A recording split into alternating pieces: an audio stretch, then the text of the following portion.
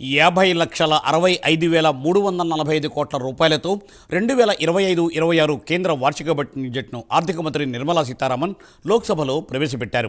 రక్షణ శాఖకు 4,91,732 కోట్ల రూపాయలు, గ్రామీణాభివృద్ధికి 2,66,817 కోట్లు, హోంశాఖకు 2,33,211 కోట్లు, వ్యవసాయం అనుబంధ రంగాలకు 1,71,437 కోట్ల రూపాయలను కేటాయించారు.